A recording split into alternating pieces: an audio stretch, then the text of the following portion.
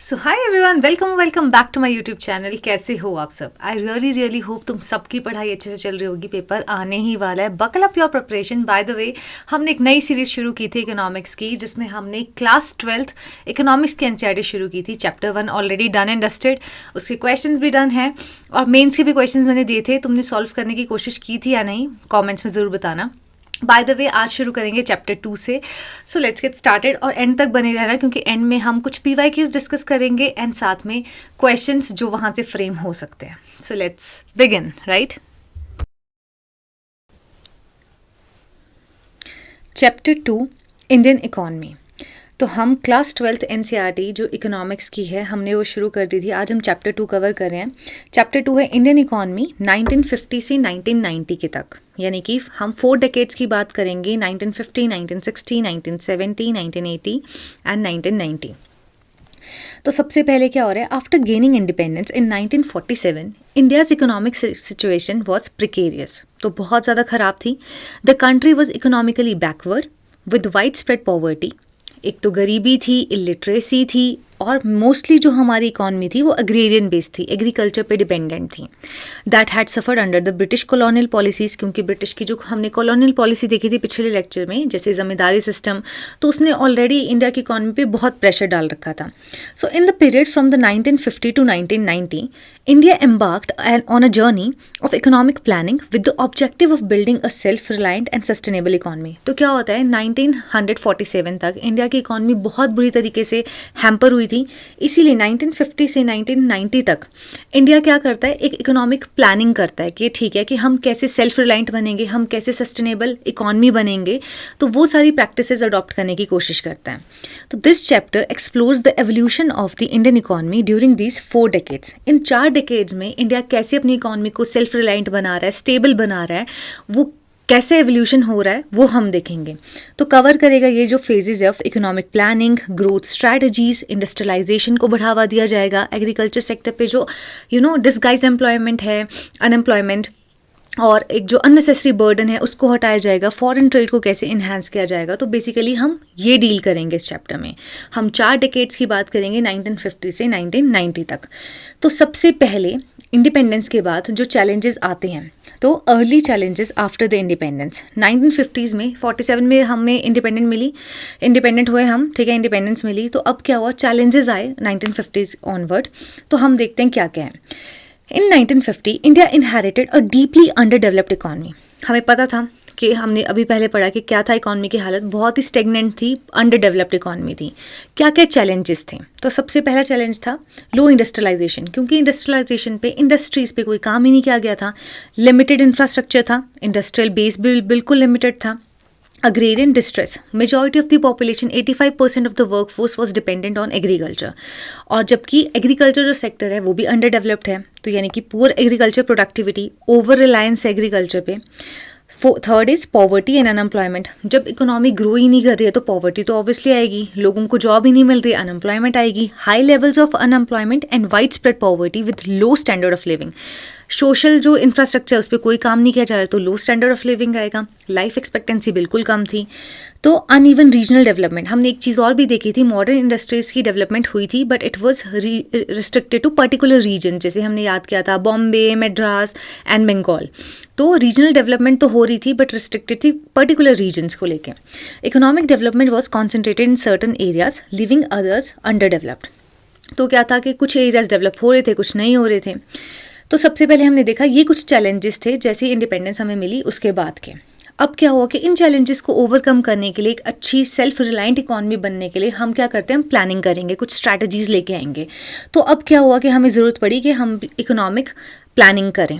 तो to address these challenges, Indian government adopted planning as a tool for economic development. तो उन्होंने, Indian government ने सोचा कि अब हमें अपनी इकॉनमी को स्टेबल करना है, तो ठीक है, कुछ डेवलपमेंट के लिए हमें स्ट्रैटेजीज प्लान करनी पड़ेगी, इकोनॉमी को प्लान करना पड़ेगा।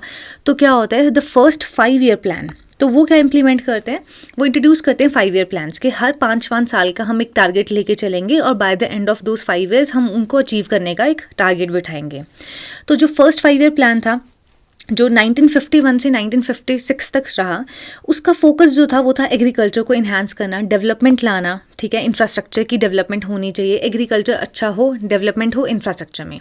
जो सेकेंड 5 ईयर प्लान था जो हम अडॉप्ट करेंगे 56 से 61 के आसपास, तो वो प्रायोरिटाइज करेगा इंडस्ट्रियलाइजेशन। इस टाइम पे हमारी इंडस्ट्रियल पॉलिसी आएगी ताकि इंडस्ट्रियलाइजेशन पे अच्छा काम किया जा सके, और इस टाइम एम्फेसाइज किया जाएगा हैवी इंडस्ट्रीज़ पे कि ताकि ज़्यादा से ज़्यादा इंडस्ट्रीज़ बने। थर्ड 5 ईयर प्लान जो 61 से 66 तक आया था उसने फोकस किया था on improving the agriculture sector and self reliance in key industries, कि ठीक है अब हमें सेल्फ रिलायंट बनना है की इंडस्ट्रीज़ में, तो उस पर काम किया जा रहा था। तो क्या क्या फीचर्स थे अर्ली इकोनॉमिक प्लान्स के? तो सबसे पहले स्टेट लेड डेवलपमेंट, यानी कि गवर्नमेंट अच्छा इंपॉर्टेंट रोल प्ले कर रही थी इकोनॉमिक प्लानिंग के लिए। Second, public sector investment, government invest कर रही थी heavily in public sector enterprises, जितने भी गवर्नमेंट लेड एंटरप्राइजेज थी उस पर अच्छा इन्वेस्टमेंट हो रही थी to build nation's industrial base. ठीक है, मिक्स्ड इकॉनमी थी उस टाइम पे, India adopted a mixed economy approach both private and the public sectors, यानी कि दोनों को बराबरी का हिस्सा था, प्राइवेट सेक्टर्स भी वो कर रहे थे फ्लरिश और पब्लिक सेक्टर को भी काम दिया जा रहा था। थर्ड आता है जो 1950 से 1960 के आसपास नेहरूवियन मॉडल ऑफ डेवलपमेंट। तो हमने क्या किया कि हमें ज़रूरत पड़ी इंडिपेंडेंस के बाद, क्योंकि इकॉनमी की हालत इतनी ख़राब थी, स्टेगनेंट थी, तो सबसे पहले हम क्या करते हैं, प्लानिंग शुरू करते हैं। प्लानिंग में हम क्या करते हैं कि भाई अब हमें कुछ 5 ईयर प्लान्स लेके आने पड़ेंगे कि हर 5-5 साल कि हम टारगेट्स रखेंगे, by the end of those 5 years हम देखेंगे कि हमने फॉर एग्जांपल जैसे फर्स्ट में हमने एग्रीकल्चर को इन्हांस करने की कोशिश की, सेकंड 5 ईयर प्लान में हमने इंडस्ट्रीज़ के ऊपर काम किया, तो इस तरीके से ऐसे आई थिंक 11 या 12 5 ईयर प्लान्स टोटल आए। ठीक है, अब 1950 से 60 तक नेहरूवियन मॉडल आया कि उस time prime minister Nehru ji थे। तो नेहरू जो मॉडल आया under the Jawaharlal Nehru, India's development strategy was based on socialism. India की जो स्ट्रैटेजी थी वो थी सोशलिज्म। सोशलिज्म का मतलब होता है कि सबको जो इनइक्वालिटी फैली हुई है वो ख़त्म होनी चाहिए, इक्वालिटी रहे, रिसोर्सेज का इक्वल और इक्विटेबल डिस्ट्रीब्यूशन हो अमंग ऑल द पीपल। तो अब क्या होता है, इस टाइम पे इंडस्ट्रियलाइजेशन को बढ़ावा दिया जाता है। नेहरूवियन मॉडल जो इन 1950 से 1960 तक रहा, तो उसका जो मेन फोकस था, तो उस टाइम पे क्या हुआ, establishing large scale industries such as steel industries बनी, इलेक्ट्रिसिटी और मशीनरी, इन पे काम किया गया। Public sector enterprises, establishing public sector enterprises, steel plants आए, डैम्स आए, ताकि सेल्फ रिलायंस अचीव की जा सके। इस टाइम पे प्लानिंग कमीशन आया। Planning commission was set up in 1950 to formulate the 5 year plans. तो ये जो 5 ईयर प्लान्स हमने ऊपर देखा, ये बेसिकली प्लानिंग कमीशन बनता है, वो ये 5 ईयर प्लान्स फॉर्मुलेट करते हैं ताकि इकोनॉमी ग्रो कर सके। तो यानी कि सब कुछ हो रहा है इकोनॉमी को ग्रो करने के लिए। Despite some initial progress the Nehruvian model faced several challenges. ठीक है कि ठीक है, अब 5 प्लानिंग कमीशन बना दिया, 5 ईयर प्लान्स हमने कर दिए, लेकिन फिर भी नेहरूवियन के टाइम पे क्या हुआ, ये जो मॉडल हमने अडॉप्ट किया था अच्छा चल रहा था, लेकिन फिर भी चैलेंजेस तो थे। चैलेंजेस क्या थे? Capital shortage. The emphasis on heavy industries led to shortage of resources for other sectors. अब क्या था कि ज़्यादा से ज़्यादा प्रेशर दिया जा रहा था इंडस्ट्रियल सेक्टर को ग्रो करने के लिए, इंडस्ट्रीज हैवी इंडस्ट्रीज लगाई जाए, तो इसकी वजह से क्या हुआ, रिसोर्सेज जो थे सारी इंडस्ट्रीज के साइड जा रहे थे, तो अदर सेक्टर्स ग्रो नहीं हो पाए। ठीक है, second is agriculture stagnation, the neglect of agriculture. अब मैंने तुम्हें बताया कि नेहरूवियन मॉडल जो था, जो सेकेंड 5 ईयर प्लान के आसपास जो था, उस टाइम पे इंडस्ट्री के ऊपर ज़्यादा काम किया जाता है, हैवी इंडस्ट्रीज लगाने के लिए, तो एग्रीकल्चर सेक्टर को बिल्कुल नेग्लेक्ट कर लिया, तो इसीलिए फूड शॉर्टेज होगी। हमने फूड सिक्योरिटी पे काम ही नहीं किया, मतलब पूरा फोकस एक तरफ से हटा के दूसरी तरफ डाल दिया, एंड हमारा डिपेंडेंस किस पे हो गया, फॉरेन के ऊपर, ताकि हम गुड्स वहाँ से इम्पोर्ट कर सकें। Third is technological dependence. अब economy remained technologically dependent on foreign countries for key industrial inputs. यानी कि अगर देखा जाए नेहरूवियन मॉडल के टाइम पे, सेकेंड 5 ईयर प्लान के टाइम पे, हमने सारा फोकस इंडस्ट्रीज़ को ग्रो करने के लिए डेवलप किया और सेटअप किया, और बाकी अदर सेक्टर्स को निगलेक्ट कर दिया, ना ही टेक्नोलॉजिकली एडवांस हुए, तो इसलिए डिपेंडेंट हो गए फॉरेन कंट्रीज़ पे, ताकि हम इनपुट्स वहाँ से ले सकें, इंडस्ट्रियल इनपुट्स। अब क्या होता है, 1960 से 1970 के आसपास ग्रीन रेवोल्यूशन आता है। ग्रीन रेवोल्यूशन क्या है देखते हैं। The green revolution in the late 1960s was a significant turning point in India's agriculture policy. अब हमने थर्ड जो 5 ईयर प्लान देखा था, उस पर क्या था हमारा कि एग्रीकल्चरली हमको रिलायंट बनना है, सेल्फ रिलायंट बनना है। तो 1960 से 70s के आसपास हमारा जो थर्ड 5 ईयर प्लान था, उसका जो मेन गोल था वो यही था कि सेल्फ रिलायंस लाना इन टर्म ऑफ एग्रीकल्चर और फूड सिक्योरिटी। तो अब क्या होता है, लेट 1960s में there was a significant turning point in India's agriculture policy. India अपनी एग्रीकल्चर पॉलिसी में एक चेंज आता है, जिसमें वो क्या क्या इन्वॉल्व करते हैं, introduction of high yielding varieties of seeds. तो सबसे पहले वो इंट्रोड्यूस करते हैं high yielding variety of seeds. किस किस के सीड्स थे? व्हीट एंड राइस के, ताकि हम सेल्फ रिलायंट बन जाएं विद रिस्पेक्ट टू फूड। जो हम भर भर के जो हम इम्पोर्ट कर रहे हैं फूड्स का वो बंद हो जाए, हम सेल्फ रिलायंस अचीव कर लें in term of agriculture products. Expansion of irrigation and use of chemical fertilizer, अब यील्ड को और इन्हांस करने के लिए हम केमिकल फर्टिलाइजर्स यूज़ करने लगे और एक्सपेंशन किया हमने इरिगेशन के ऊपर काम किया, ताकि जो लैक ऑफ इरिगेशन हमने पहले प्री इंडिपेंडेंस से पहले एक चीज़ थी वो अब ख़त्म हो सके। Increased food grain production particularly in the states like Punjab, Haryana and Uttar Pradesh. तो 1960 से 70 के बाद जब हमारा थर्ड 5 ईयर प्लान था, उसका मेन फोकस था सेल्फ रिलायंस लाना है विद रिस्पेक्ट टू एग्रीकल्चर और फूड सिक्योरिटी लेके आनी है। तो उस पर काम हुआ, एग्रीकल्चर पॉलिसी आई जिसमें हमने high yielding variety of seeds लेके आए, जिसकी वजह से वीट राइस की अच्छी प्रोडक्शन हुई, केमिकल फर्टिलाइजर्स पे काम किया गया, इरीगेशन हुई, तो जिसकी वजह से क्या हुआ, फूड ग्रेन प्रोडक्शन हमें मिला, जैसे स्टेट्स थी पंजाब, हरियाणा, उत्तर प्रदेश में। तो what was the impact of this green revolution? सबसे पहला, फूड सेल्फ सफिशिएंसी आ गई। India achieved food self sufficiency and reduce reliance on food imports. अब फूड इंपोर्ट्स बंद हो गए, रूरल डिस्पैरिटी हो गई, मतलब the benefits of the green revolution were not equally spread. अब क्या हुआ, डिस्पैरिटी हुए, मतलब थोड़ा सा एक ट्रांजिशन आ गया कि क्या हुआ कि जो इसके बेनिफिट्स थे वो इक्वली स्प्रेड नहीं हर जगह, leading to the disparities between the region and agriculture classes. तो क्या हुआ कि जो पुअर थे और रिच थे उसके बीच में एक डिस्पैरिटी आ गई, जो रिच थे वो ग्रो कर गए और पुअर थे वो पुअर रह गए। तो रीजनल डिस्पैरिटी एक और रूरल डिस्पैरिटी इसने क्रिएट कर दी। Impact of the green revolution, ये we have done this. So industrial policy and public sector dominance. अब क्या था, इंडस्ट्रियल पॉलिसी आई थी सेकंड 5 ईयर प्लान के आसपास। 1950 to 1960 the Indian government focused on building a strong public sector to drive industrial growth. ठीक है, industrial growth के ऊपर फोकस किया था सेकंड 5 ईयर प्लान में। तो industrial policy resolution of 1956 aimed to, तो इस पॉलिसी का रेजोल्यूशन क्या था 1956 में, याद रखना ये आई थी industrial policy. It promote heavy industries and control the private sector growth to avoid monopolistic practices. ठीक है, तो हैवी इंडस्ट्रीज को प्रमोट किया गया और कंट्रोल किया गया इस टाइम पे प्राइवेट सेक्टर को, ताकि जो मोनोपोली प्राइवेट सेक्टर कर सकता था वो रोकी जा सके। और एस्टेब्लिश किया पब्लिक सेक्टर मोनोपोली इन की areas like defence, transportation and energy. तो मतलब जब इंडस्ट्रियल पॉलिसी आई थी 1956 में, उस टाइम पे क्या काम किया गया, बहुत सारी हैवी इंडस्ट्रीज़ पे काम किया गया, रिसोर्सेज जो थे ज़्यादा से ज़्यादा इंडस्ट्रीज़ को डेवलप करने के लिए यूज़ हुए और बाकी सेक्टर्स को निगलेक्ट किया गया, और जो प्राइवेट सेक्टर्स थे उनको कंट्रोल किया गया ताकि उनकी मोनोपोली ना आ जाए और पब्लिक सेक्टर की मोनोपोली आए। किन किन एरियाज में, डिफेंस में, ट्रांसपोर्टेशन, एनर्जी में, उस पर काम किया गया। However, the emphasis on the public sector resulted in, अब क्या हुआ, इसकी वजह से क्या हुआ, इनएफिशिएंसी हुई, क्योंकि क्या था, आपने मोनोपोली लेके आने की कोशिश की पब्लिक सेक्टर को लेके, प्राइवेट सेक्टर को इग्नोर किया।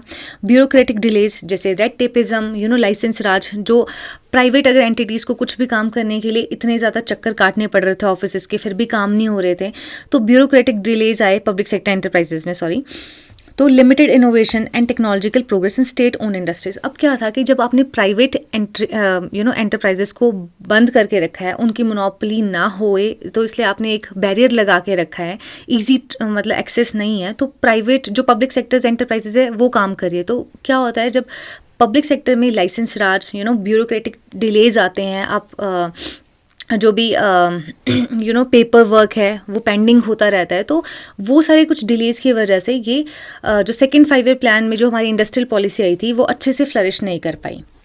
Now the import substitution and protectionist policy of 1950 to 1980। अब क्या था, India's economic policy during this period was guided by the philosophy of import substitution, कि जो हम इम्पोर्ट्स ले रहे हैं हमको उसका सब्सटीट्यूट करना है, कि अब हमको इम्पोर्ट नहीं लेने हैं।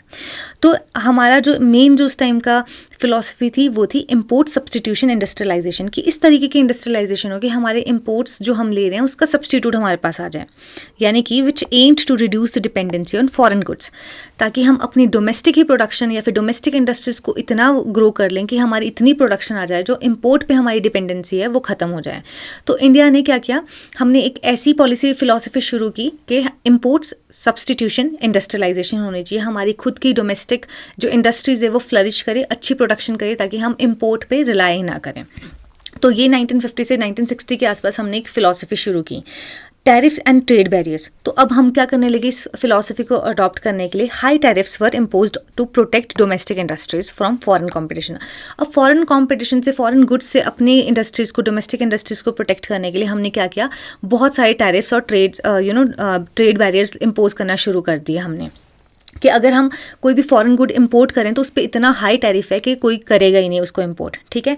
रिस्ट्रिक्टेड फॉरेन इन्वेस्टमेंट, और फॉरेन इन्वेस्टमेंट को भी बंद कर दिया, जितनी भी फॉरेन कंपनीज थे they were not allowed to invest freely in India. तो एक ये फेज़ आया 1950 से 1980s तक, जब हमने अपने इंपोर्ट्स को सब्स्टिट्यूट करने के लिए, अपनी डोमेस्टिक इंडस्ट्रीज़ को और फ्लरिश करने के लिए क्या किया, इंपोर्ट्स पे बहुत ज़्यादा टैरिफ लगाना शुरू कर दिया ताकि कोई भी बाहर से इंपोर्ट करे ना इंडिया में, और डोमेस्टिक इंडस्ट्रीज़ फ्लरिश करें। थर्ड, हमने क्या किया, रिस्ट्रिक्ट कर दिया फॉरेन इन्वेस्टमेंट्स को। जितनी भी फॉरेन कंपनीज थी वो पहले फ्रीली इन्वेस्ट कर पा रही थी, लेकिन अब उस पर बैरियर लगा दिया, क्योंकि इंडिया ने एक नई फिलॉसफी अडॉप्ट की थी which is the import substitution industrialization. इस तरीके से इंडस्ट्रियलाइजेशन करेंगे कि हमारा जो इम्पोर्ट के ऊपर रिलायंस है या फिर डिपेंडेंसी है वो ख़त्म हो जाए। तो इसका इम्पैक्ट क्या हुआ, इट लिमिटेड इकोनॉमिक ग्रोथ। जब आपने अपनी मार्केट ही रिस्ट्रिक्ट कर दिया, बंद कर दिया है, ठीक है, इंपोर्ट्स नहीं आ रहे, ग्लोबली आप एक्सचेंज नहीं कर रहे हो, तो क्या हो गया, इकोनॉमिक तो ग्रो करेगी नहीं, उतना ही प्रोडक्ट यहाँ पे प्रोडक्शन हो रही है, उतना ही कंजम्पशन हो रही है, तो फर्दर इकोनॉमी ग्रो नहीं करी। While some industries were protected, overall growth was slow, यानी कि ठीक है कुछ डोमेस्टिक इंडस्ट्रीज फ्लरिश कर रही थी, बट ओवरऑल जो ग्रोथ थी it was slow and economy faced inefficiencies. Second is technological stagnation. अब क्या था, lack of exposure to international market, global market के साथ कोई कंपटीशन नहीं हो रहा, एक्सपोजर नहीं है इंटरनेशनल मार्केट का, क्योंकि आपने अब इकॉनमी पूरी क्लोज करके रखी है। तो and the competition resulted in technologically backwardness, तो जो हम एक आगे बढ़ रहे थे तो हम और बैकवर्ड फुट पे चले गए इसकी वजह से। Now the structural adjustment and crisis, 1980 और 1990 के आसपास आते आते क्या स्ट्रक्चरल एडजस्टमेंट और क्राइसिस आए वो देखते हैं। By the 1980s, Indian economy was facing several structural changes. 1980 के आसपास आते थे, इंडिया की इकोनॉमी में बहुत सारे चैलेंजेस वो फेस करी थी। वो क्या कहते हैं, सबसे पहले fiscal deficit and inflation were rising. Inflation basically क्या होता है, जब प्राइसेस किसी भी कमोडिटी का प्राइस बहुत ज़्यादा बढ़ जाता है, तो जब प्राइसेस हाई हो जाए, डिमांड कम हो जाए, तो इन्फ्लेशन बढ़ जाती है, ठीक है।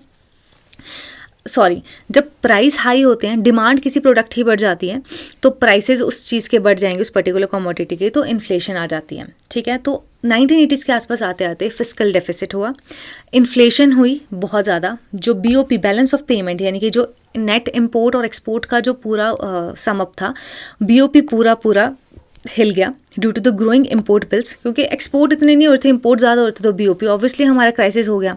And particularly for the oil के ऊपर हमारे रिलायंस थी फॉरेन कंट्री से, तो नेट इम्पोर्ट्स ज़्यादा हुए as compare to the exports, तो BOP क्राइसिस आ गई। India faced increasing external debt and a foreign exchange crisis in 1991 which triggered a major economic reform process. तो क्या हुआ, 1980s के आसपास आते आते स्ट्रक्चरल एडजस्टमेंट जो हुई और क्राइसिस जो आए, सबसे पहले जो स्ट्रक्चरल चैलेंजेस आए, फिस्कल डेफिसिट हो गया, लॉस में चले गया, इन्फ्लेशन बहुत ज़्यादा बढ़ गई, बैलेंस ऑफ पेमेंट क्राइसिस हो गए। कैसे हुए, जब हमारा इंपोर्ट्स ज़्यादा हो गया एज़ कम्पेयर टू एक्सपोर्ट, इतना हम बेच नहीं रहे जितना हम बाहर से ले रहे हैं, तो इंडिया की इकॉनमी पूरी डेट में चलेगी। एक्सटर्नल डेट, जो लोगों को बाहर फॉरेन कंट्रीज़ को हमको पैसा चुकाना था, वो ज़्यादा बढ़ गया। फॉरेन एक्सचेंज क्राइसिस हो गए। तो 1991 के आसपास आते आते इंडिया को एक ज़रूरत पड़ी कि मेजर इकोनॉमिक रिफॉर्म्स लेके आने की ज़रूरत है इन सब चीज़ों से डील करने के लिए। तो उस रीज़न की वजह से क्या होता है, हम इकोनॉमिक रिफॉर्म्स लेके आते हैं 1991 में। तो the 1991 economic crisis led to a series of economic reforms that marked the beginning of India's liberalization, privatization and globalization phase. तो बेसिकली जब ये चैलेंजेस आए, इंडिया का BOP क्राइसिस हो गया, फिस्कल डेफिसिट, इन्फ्लेशन बढ़ रही है, इकोनॉमी शेकन अप हो रही है, तो उस टाइम पे ज़रूरत पड़ी इकोनॉमिक रिफॉर्म्स लेके आने की, क्योंकि इकोनॉमी को पूरा रिफॉर्म करना पड़ेगा। जो हमारा पहले मॉडल था क्लोज्ड इकोनॉमी का, जब हम बाहर की कंपनीज़ को इंडिया में इन्वेस्ट नहीं करने दे रहे थे, और जो ट्रेड बैरियर्स हमने लगाए थे या फिर हाई टैरिफ्स थे, उन सब को रिवाइज करने का, तो वो थी हमारा इकोनॉमिक रिफॉर्म्स का इंट्रोडक्शन। तो जिसकी वजह से क्या हुआ, this mark the beginning of India's liberalization, privatization and globalization phase. These reforms were initiated under the leadership of Prime Minister PV Narasimha Rao. तो ये भी इम्पॉर्टेंट है कि ये जो LPG रिफॉर्म्स या फिर इकोनॉमिक रिफॉर्म्स 1991 के आए थे, ये किस प्राइम मिनिस्टर के टाइम पे आए थे, तो the prime minister was PV Narasimha Rao and the finance minister late Shri Manmohan Singh. So अब क्या होता है, devaluation of the rupee to boost exports and control inflation. अब हमारा एक्सपोर्ट ज़्यादा हो सके, हमने अपनी करेंसी की जो वैल्यू है उसको डीवैल्यू कर दिया, गिरा दी, ताकि ज़्यादा से ज़्यादा एक्सपोर्ट हम कर सकें। तो ताकि जो इन्फ्लेशन, जो प्राइसेस बढ़ चुके थे कमोडिटीज से, वो कम कर दिए, उसको कंट्रोल करने के लिए। अब लिबरलाइजेशन की, लिबरलाइजेशन मतलब होता है reduction in the import restriction, the trade barriers. जो हमने भर भर के पहले क्लोज इकोनॉमी थी तो इम्पोर्ट्स पे इतनी रिस्ट्रिक्शन लगाई थी, ट्रेड्स हाई टैरिफ लगाए थे, अब हमने वो सब कुछ रिड्यूस कर लिया, तो लिबरल कर दी इकॉनमी ताकि एक नॉर्मल ट्रेड रहे और आराम से ट्रेड हो सके। Privatisation, privatisation of the state own enterprises. जो पहले पूरा का पूरा गवर्नमेंट ही सब कुछ देख रही थी, गवर्नमेंट इंटरवेंशन था, प्राइवेट कंपनीज को काम नहीं किया जा रहा था, तो अब हमने क्या कि जितने भी स्टेट ओन एंटरप्राइजेस हैं उनको प्राइवेटाइज किया। प्राइवेट कंपनीज के पास भी गवर्नमेंट ने अपने शेयर्स थोड़े थोड़े देने शुरू किए। FDI, foreign direct investment, encouragement of foreign investment in the Indian economy. अब इंडिया की इकॉनमी को ओपन किया गया, फॉरेन की कंपनीज को बोला गया कि आप आए और यहाँ पे इन्वेस्ट कीजिए। तो ये कुछ इकोनॉमिक रिफॉर्म्स थे जो 1991 में हुए थे और जिसकी वजह से LPG रिफॉर्म्स आते हैं। अब हम देखते हैं the criticism of the pre 1990 economic model, कि 1990 का जो ये इकोनॉमिक मॉडल है इसके क्या क्रिटिसिज्म है। Inefficiency in the public sector, public sector enterprises faced low productivity and incurred huge losses. ठीक है, कि जो 1990 से पहले जो इकोनॉमिक मॉडल हमारी गवर्नमेंट ने लेके आया था उसके क्या क्रिटिसिज्म थे, क्यों वो अच्छे से नहीं हो पाया। तो एक तो पब्लिक सेक्टर में जो इनएफिशिएंसी थी, गवर्नमेंट ने अच्छे से काम नहीं किया जिसकी वजह से लो प्रोडक्टिविटी रही और गवर्नमेंट को ह्यूज लॉस उठाना पड़ा। Second is bureaucratic red tapism, over regulation stifled private enterprises and innovation. अब क्या था, प्राइवेट एंटरप्राइजेस के लिए ओवर रेगुलेशन था, ये भी डॉक्यूमेंट्स लेके आओ, वो डॉक्यूमेंट्स लेके आओ, और आधे से ज़्यादा टाइम वो काम हो ही नहीं पाता था, तो जिसकी वजह से इनोवेशन भी हमने अट्रैक्ट नहीं की। Third is agriculture disparities, benefit of the reform, जैसे ग्रीन रेवोल्यूशन का जो बेनिफिट हुआ वो रीजनल रहा, रूरल डिस्पैरिटी उसने क्रिएट की, it were limited to specific regions and specific communities. Fourth is lack of technological advancement. अब हमने क्या था, इकॉनमी प्रोटेक्शनिस्ट रखी थी, इंडिया की जो फिलॉसफी थी इम्पोर्ट सब्सटीट्यूशन इंडस्ट्रियलाइजेशन करनी है, तो हमने प्रोटेक्शनिस्ट पॉलिसीज ली, prevented exposure to the global competition and innovation. तो क्लोज इकोनॉमी थी, ग्लोबल कॉम्पिटिशन के लिए कभी एक्सपोजर दिया ही नहीं, इनोवेशन को एक्सेप्ट किया ही नहीं। Fourth is fiscal and balance of payment crisis, 1980s में जो हमारा BOP क्राइसिस हो गया, फिस्कल डेफिसिट राइज कर गया, ट्रेड इम्बैलेंसेज हुई, इसकी वजह से इकोनॉमी और अनस्टेबल हो गई। अगर हम देखें कि ये जो 1950 और 1990 के बीच का जो पीरियड है, इस टाइम पे क्या अचीवमेंट्स हमने की, तो एक जो ग्रीन रेवोल्यूशन की वजह से food security I, second infrastructure development हुई, जो इंडस्ट्रियल पॉलिसी आई थी उसकी वजह से, जैसे railways, power plants, dams, industrial complexes, ये सब बिल्ट हुए, सोशल वेलफेयर भी हुआ, land reforms and initiatives in education and health care, improved living standards. तो थोड़ा बहुत सोशल इंफ्रास्ट्रक्चर पे काम किया गया, एजुकेशन पे, हेल्थ केयर पे, जिसकी वजह से लिविंग स्टैंडर्ड्स इंप्रूव हुए। इकोनॉमिक डाइवर्सिफिकेशन हुआ, transition from an agrarian to an industrial and service oriented economy. तो अब क्या था, जो पहले हमारा ज़्यादा से ज़्यादा डिपेंडेंसी एग्रीकल्चर सेक्टर पे थी, अब now a transition from an agrarian to an industrial and a service oriented economy. तो अगर हम ओवरऑल कंक्लूजन देखें, the period from 1950 to 1990 was characterized by a significant achievements. ठीक है कि अचीवमेंट्स हुई इन 4 डिकेड्स में अचीवमेंट्स हुई, बट ऑल्सो न्यूमरस चैलेंजेस, पर बहुत से चैलेंजेस भी आए। While India led the foundation of industrialization, इस डिकेड में इंडस्ट्रियलाइजेशन हुई, सेल्फ रिलायंस हुई with respect to food security, and social development हुई, जैसे हेल्थ पे काम हुआ, लिविंग स्टैंडर्ड्स बढ़े, एजुकेशन पे काम हुआ। It's economic policies led to inefficiencies, but कुछ इकोनॉमिक पॉलिसीज थी जैसे क्लोज इकोनॉमी, प्रोटेक्शनिस्ट पॉलिसीज, जिसकी वजह से इनएफिशिएंसीज भी आई, फिस्कल इम्बैलेंस भी हुआ, and lack of global competitiveness. The shortcomings necessitated the economic reforms, और ये जो कुछ शॉर्टकमिंग्स थे, जो ड्रॉबैक्स थे, इसकी वजह से हमें इकोनॉमिक रिफॉर्म्स लेके आने पड़े, which ushered in a new era of liberalisation, privatisation and globalisation. तो दिस वाज अ लेक्चर, बहुत सिंप्लीफाई कर दिया था इन सब चीज़ों को। अब देखते हैं कुछ क्वेश्चंस करके, I think around 10 to 15 questions हैं, will try to solve those. तुम बीच में पॉज कर लेना और try to solve these questions by yourself, ठीक है। तो ऑब्जेक्टिव टाइप क्वेश्चंस है चैप्टर 2 के इंडियन इकोनॉमी के 1950 से 1990 जो अभी तक हमने पूरा पढ़ा। Which of the following correctly describe the mixed economy. Mixed economy क्या होता है, कौन सी ऐसी स्टेटमेंट बिल्कुल ये बता रही है, ठीक है। Mixed economy model adopted by the India post independence. तो देखते हैं, complete government control over the economy. अगर कंप्लीट गवर्नमेंट कंट्रोल है तो मिक्स्ड कैसे हुई, मिक्स्ड मीन्स दोनों होगा, गवर्नमेंट भी होगा, प्राइवेट भी होगा। Second is complete reliance on the private sector for, no. Coexistence of the public and the private sectors, yes, जब दोनों होंगे तो वो मिक्सड इकॉनमी है।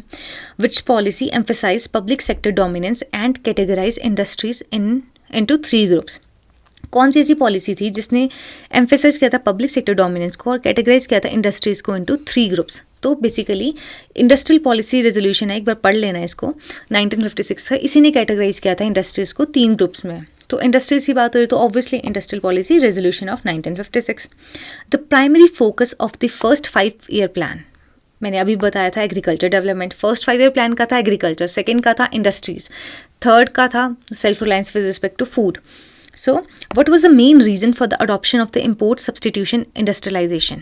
क्या रीज़न था कि हम अपनी डोमेस्टिक जो इंडस्ट्रीज़ हैं उनको सेल्फ रिलायंट बनाना चाहते थे और अपने इम्पोर्ट्स कम करना चाहते थे, ताकि to protect the domestic industries from the foreign competition, इसीलिए हमने ये फिलॉसफी अडॉप्ट की थी। ठीक है। How did the green revolution impact regional disparities in India? कैसे ग्रीन रेवोल्यूशन ने इम्पैक्ट किया रीजनल डिस्पैरिटीज़ इन इंडिया? कैसे किया? It reduce the disparities by spreading benefits across all the region. नहीं, हमने अभी पढ़ा कि ग्रीन रेवोल्यूशन की वजह से क्या होता, कुछ रीजन्स ही बेनिफिट हुए थे।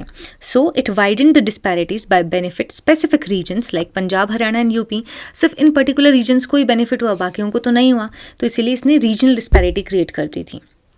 Sixth is the planning commission of India was establish in 1950। हमने अभी देखा ऊपर, है ना।